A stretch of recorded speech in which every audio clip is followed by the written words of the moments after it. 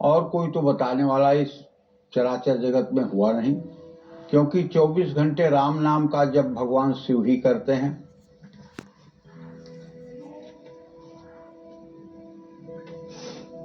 अस कही जपन लगे हरि नामा, चली सती जहां प्रभु सुख धामा।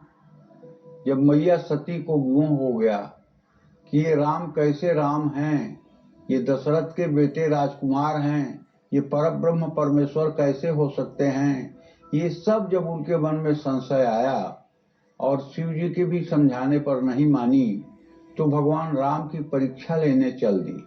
और इधर प्रभु ने क्या किया, शिव जी ने राम नाम का जप शुरू कर दिया।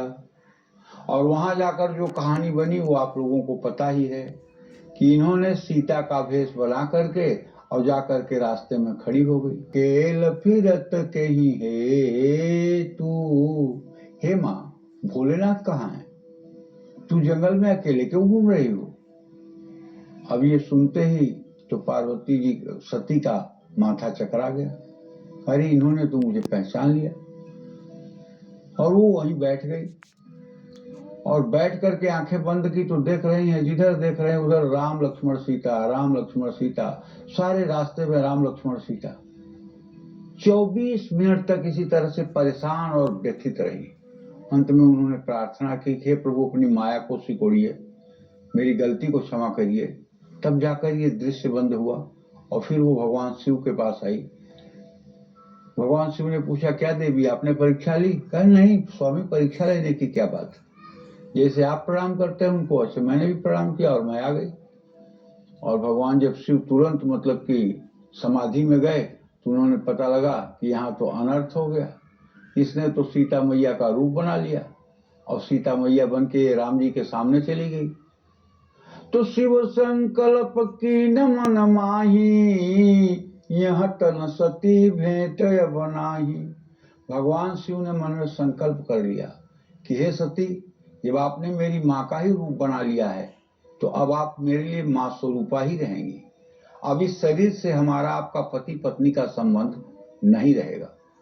जब ये संकल्प किया शिव जी ने मन में तो आकाशवाणी हुई, धन्य धन्य हे शिव, आपके अलावा इतना दुर्लभ संकल्प करने वाला इस धराधाम पर कोई नहीं है। तो माता सती पूछने लगी, प्रभु आपने क्या संकल्प किया? आकाशवाणी हुई, प्रभु आपने क्या संकल्प लिया? भगवान शिव ने बहानेबाजी कर दी और अंत तक उन्हें नहीं बताया कि मैंने क्या संकल्प किया। और जाकर के कैलाश पर 60,000 वर्षों की समाधि में चले गए।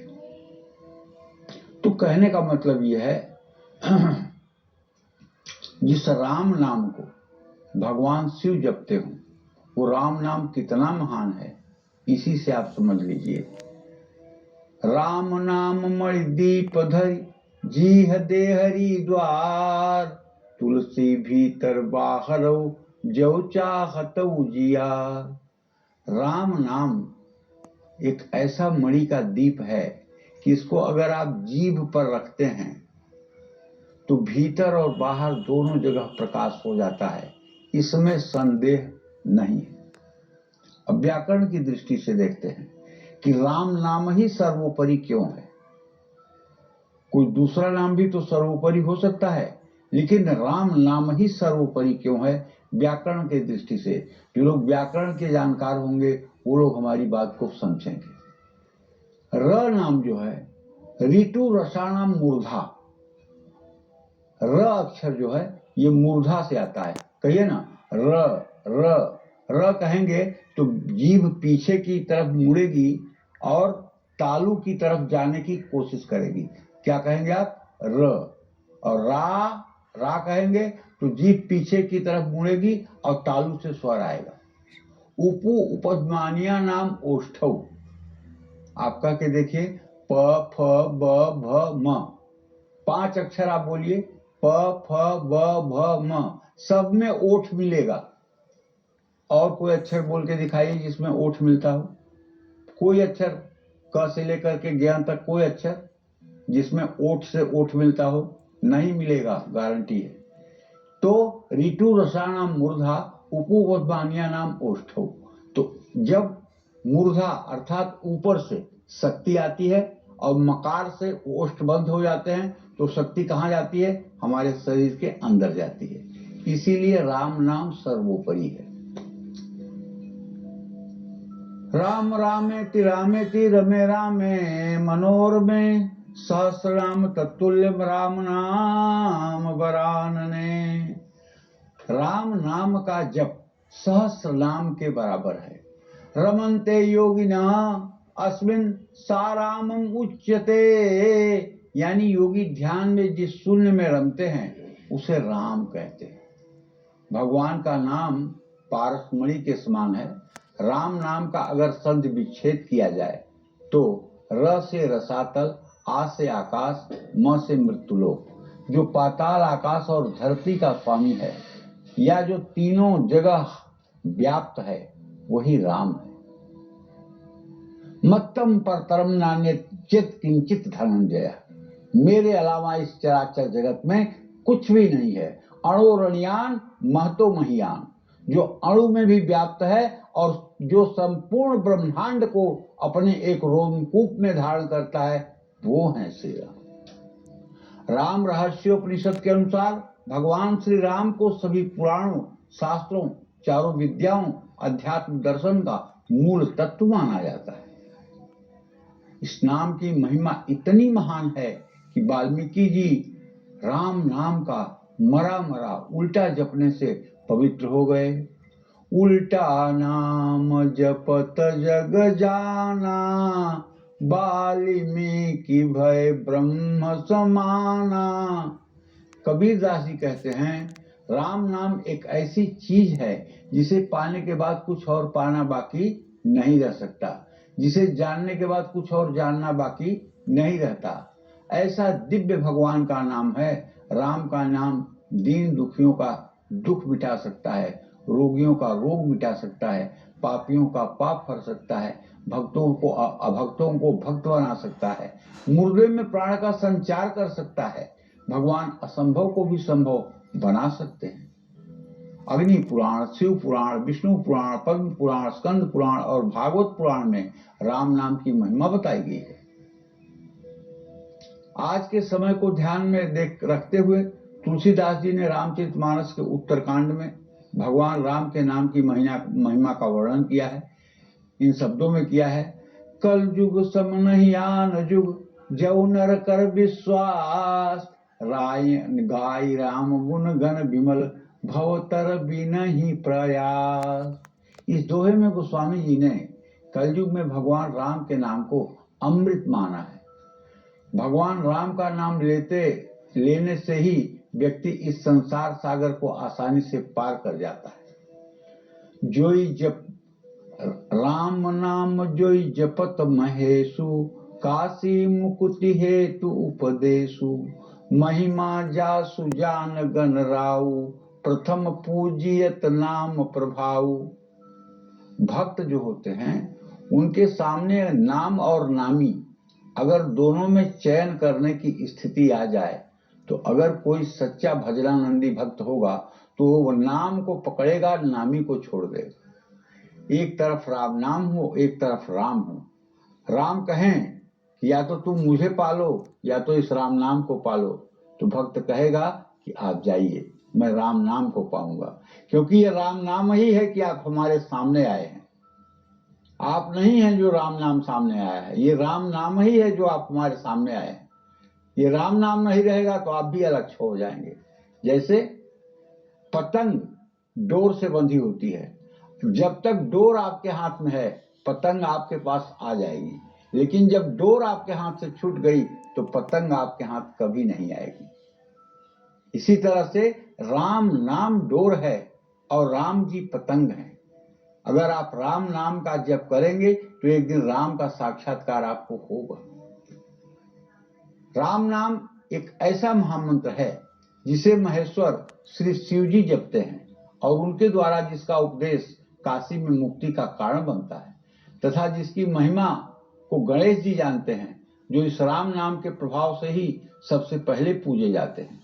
राम नाम की महिमा जगत में सूर्य पोषण करता है, चंद्रमा अमृत वर्षा करता है, राम नाम विमल है।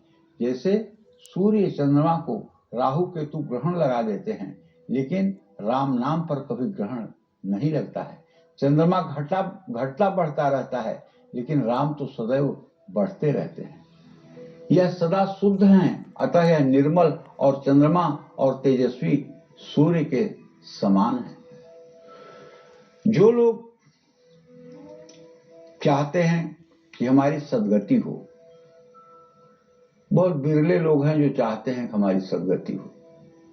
नहीं तो 75 साल का बूढ़ा भी कहता है, कौन सा बिजनेस करूं, कौन सा काम मेरे लिए फलदायी रहेगा, शेयर का काम कर लूं, ये काम कर लूं, वो काम कर लूं। मतलब सनातन धर्म में 75 वर्ष की उम्र संन्यास के लिए कही गई है, और यहाँ 75 वर्ष का बूढ़ा कमाने के लिए सोच रहा है। पूछो क्यों कमाना चाहते हो भैया? बच्चों के लिए, बच्चों के भविष्य के लिए। अच्छा, बच्चों के भविष्य के लिए कमाना है तो 500 करोड़ कमा दो, 1 करोड़ 2 करोड़ क्यों कमाना चाहते हो? अब वो 500 करोड़ की कमाई केवल और केवल भजन से होगी। अपनी भजन को इतना बढ़ा दो, अपनी भजन को इतना बढ़ा दो कि तुम्हारे आगे आने वाली पीढ़ियां चाहे जैसे भोग विलास में रहें, तुम्हारे भजन रूपी धन की अगर कमी नहीं होगी तो उनका प्रारब्ध बुरा भी होगा, तब भी वो जिंदगी भर ऐश करेंगे। हमारे यहाँ कहावत है, उत्तर प्रदेश के पूर्वी हिस्से में, उपजहि पूत पिता के धर में, खेती उपजहि अपने कर में।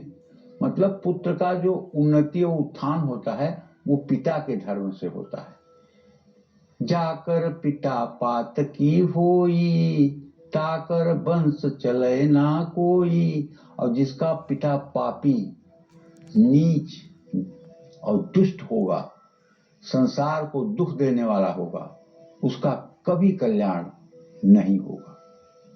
इसलिए हर पिता को चाहिए कि वो अपने बच्चे के लिए धन भले न जुटाए, दौलत भले न जुटाए, लेकिन धर्म की पूंजी ऐसी जुटा दे कि बेटा चाहे तो भी उसको कभी खर्च न कर पाए, खर्च करते करते थक जाए लेकिन उसे खत्म न कर पाए। और वो सिर्फ भजन से संभव है। और भजन राम नाम है, भजन कृष्ण नाम है, भजन शिव नाम है, भजन दुर्गा नाम है। भजन से बढ़ करके कुछ भी नहीं है। अगर आप में से कोई लोग, जो लोग कार्यक्रम हमारा देख रहे हैं, अगर प्रभु श्री राम को आप मानते हो, जानते हो, या राम नाम की महिमा आपको पता हो, तो आपको आज एक मैं छोटा सा अपने मन का अनुभव बताना चाहता हूं। अनुभव यह है कि आप अपने को देखिए कि आपने सरजू में स्नान किया है अयोध्या जाके, और आपने साफ कपड़े पहन लिए हैं, तिलक लगा लिए हैं। अब वहां से आप श्री राम मंदिर अयोध्या पहुंच गए हैं।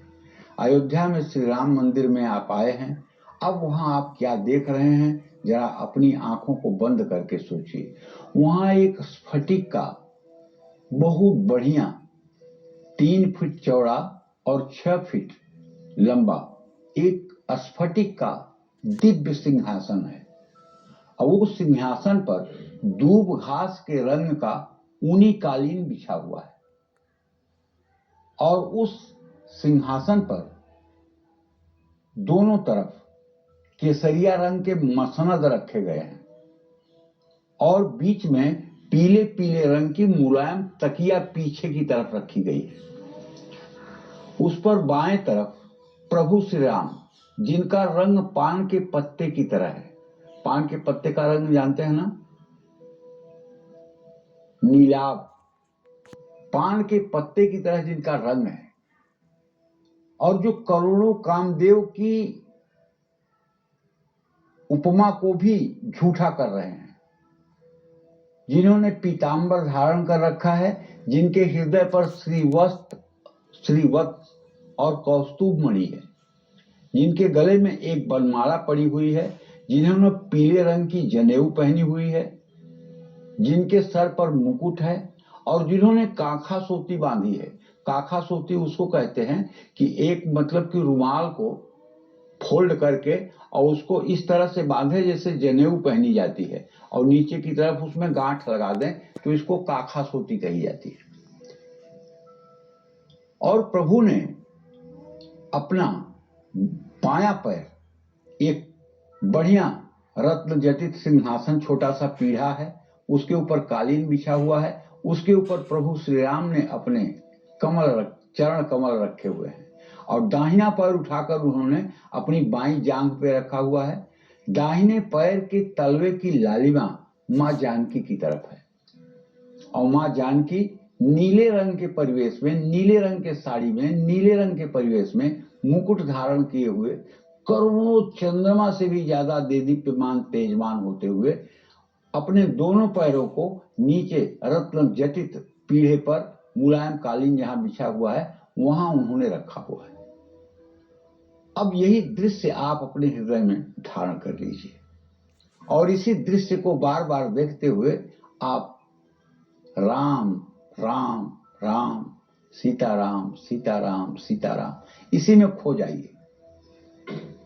मैं विश्वास के साथ कहता हूं कि अगर यह ध्यान आपका बन गया और रोज इस तरह का ध्यान आपने करना शुरू कर दिया, और ज्यादा से ज्यादा समय तक ये ध्यान आपके, और हाँ, एक बात मत भूलिएगा कि वहीं जहां स्फटिक का आसन है उसी के ठीक दाहिने तरफ थोड़ा सा 1 फीट के नीचे एक मरकत मणि का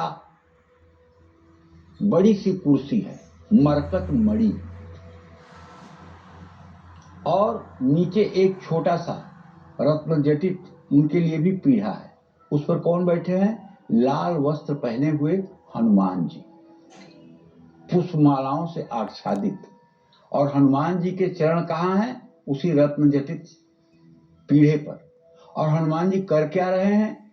एक दृष्टि से प्रभु श्री राम की तरफ देख रहे हैं, और आंखों से अश्रुधारा प्रवाहित हो रही है। सिर्फ ये सोच रहे हैं कि कब प्रभु का कोई आज्ञा हो और मैं उठ करके वो सेवा कर दूं। अपलक श्री राम को निहार रहे हैं। जब हनुमान जी ज्ञानी नाम अग्रगण्यम होकर के अपलक राम को देखना चाहते हैं, हम मूर्ख लोग क्यों नहीं देखना चाहते? हम मायावी लोग क्यों नहीं देखना चाहते हैं?